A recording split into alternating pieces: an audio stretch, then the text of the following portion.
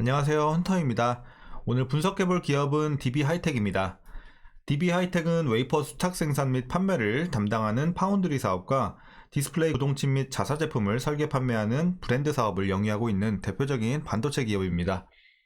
차트 월봉으로 한번 보시면요, 과거에는 주가의 흐름에 큰 변화가 없었습니다. 그러다가 본격적으로 올라가기 시작한 건 2019년부터죠.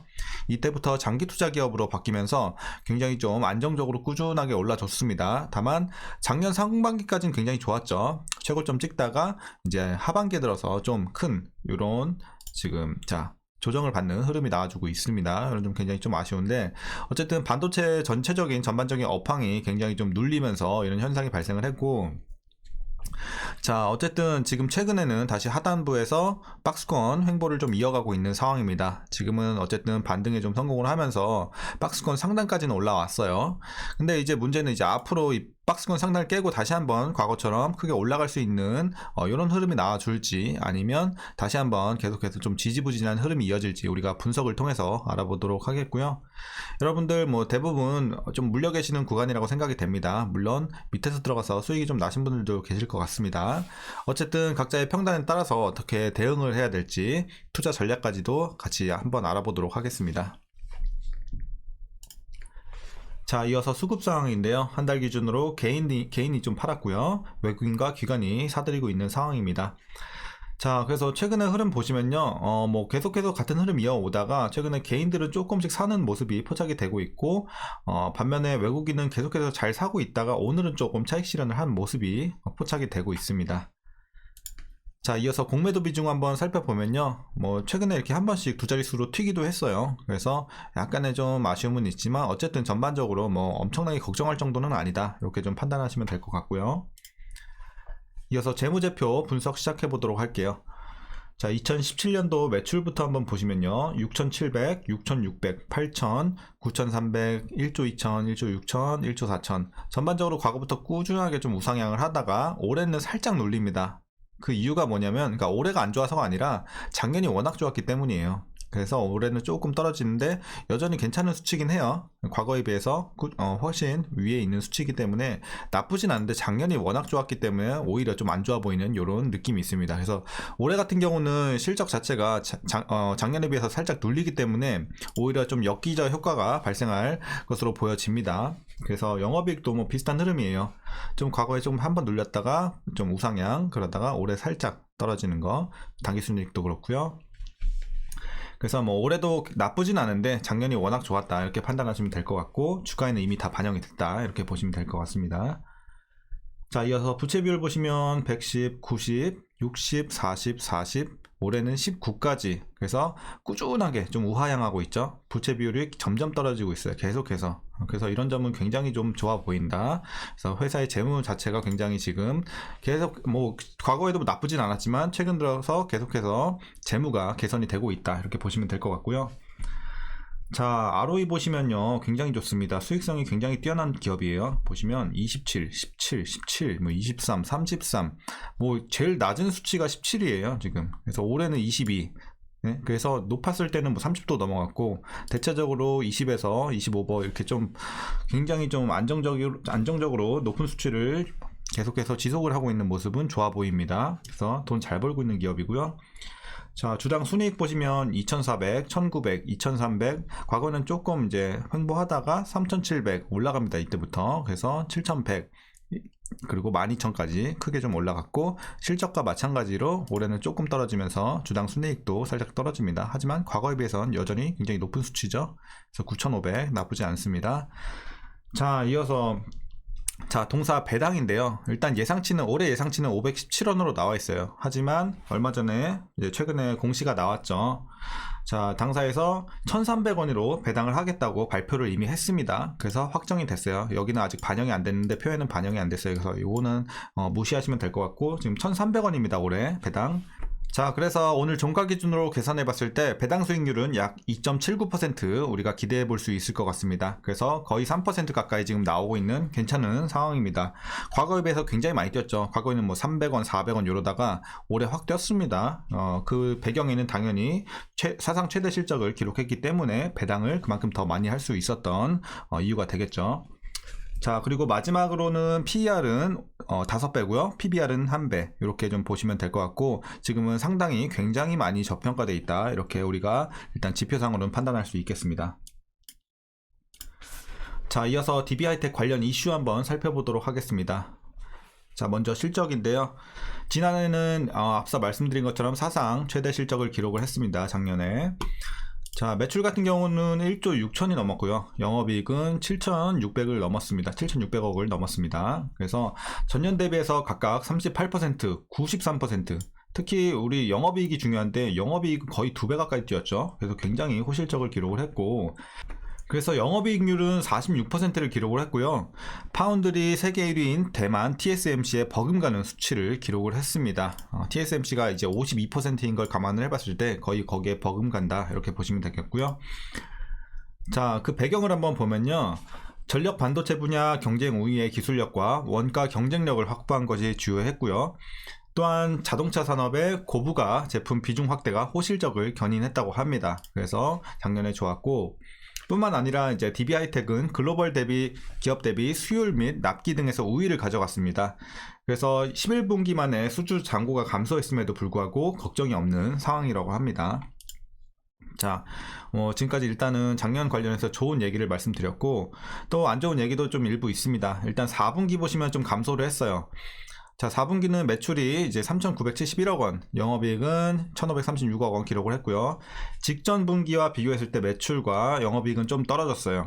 그래서 컨센서스를 좀 하회하는 수치가 나왔고요. 이는 업계 전반적으로 구형 공정 가동률이 전년 90%에서 최근 70%까지 좀 20% 하락을 했기 때문입니다.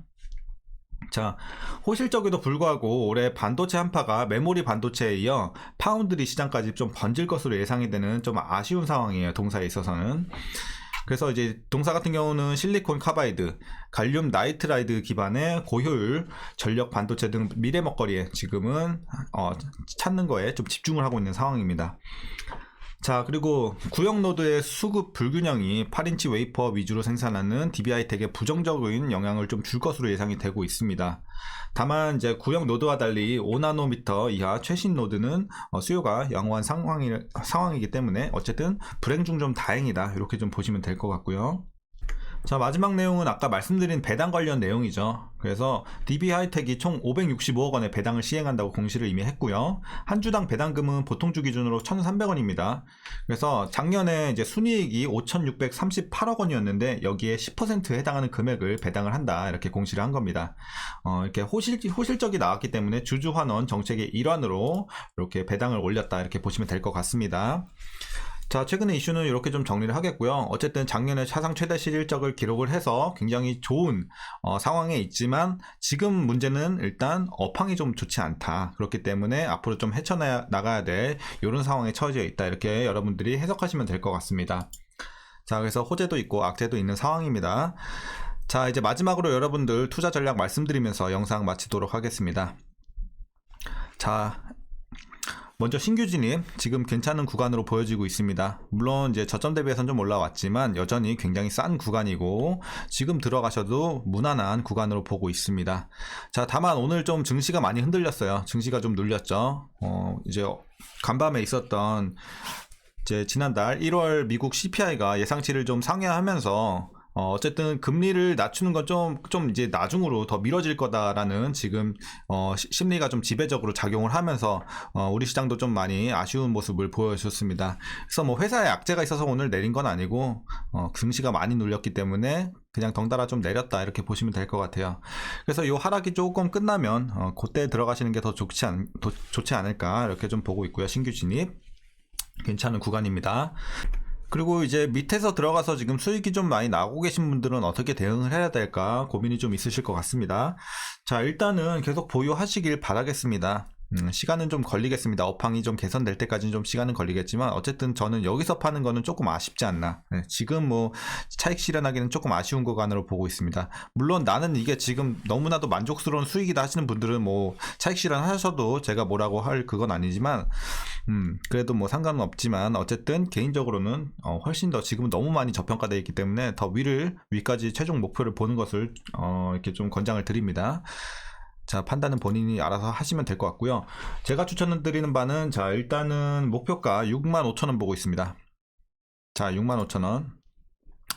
자, 어쨌든 현실적으로 가능한 범위 최대 맥시멈을 저는 65,000원 목표가로 잡고 있고, 만약에 65,000원 갔는데 반도체 쪽이 여전히 굉장히 지금 호황이고 잘 나가고 있다, 전고점까지 보시면 될 것 같습니다. 네, 이렇게 좀 말씀드리겠고, 하지만 지금 당장의 업황이 굉장히 안 좋기 때문에 어쨌든 조금 1차적으로 좀 실현 가능한 범위를 65,000원으로 드린 겁니다. 하지만 굉장히 좀 상승폭이 크죠. 아직도 여전히 많이 남아있고, 그래서 여러분들 시간은 좀 걸려요. 그래서 당장에 지금 들어가도 괜찮은 구간이라고 제가 말씀을 드렸지만, 신규 진입에 있어서, 다만 여러분들이 나는 당장 좀 수익을 좀 짧게 잡고서 내야 된다 하시는 분들은 이 종목 보시면 안 돼요. 아예 반도체 쪽을 보시면 안 됩니다.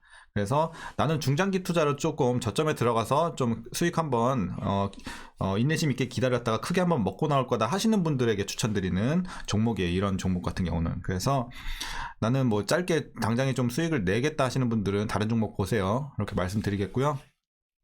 상반기는 당분간 좀 지지부진한 흐름이 이어질 거예요. 그래서 상반기에 막 엄청나게 크게 치고 올라간다라는 흐름보다는 어쨌든 하반기에 이제 하반기부터 이제 개선이 될 것으로 일단 반도체 업계에선 보고 있거든요. 그렇기 때문에 이걸 선반영한다면 어쨌든 상반기 끝물에 가서는 그때부터는 좀 추세적으로 올라가는 흐름이 나오지 않을까. 네, 개인적으로 이렇게 좀 보고 있습니다.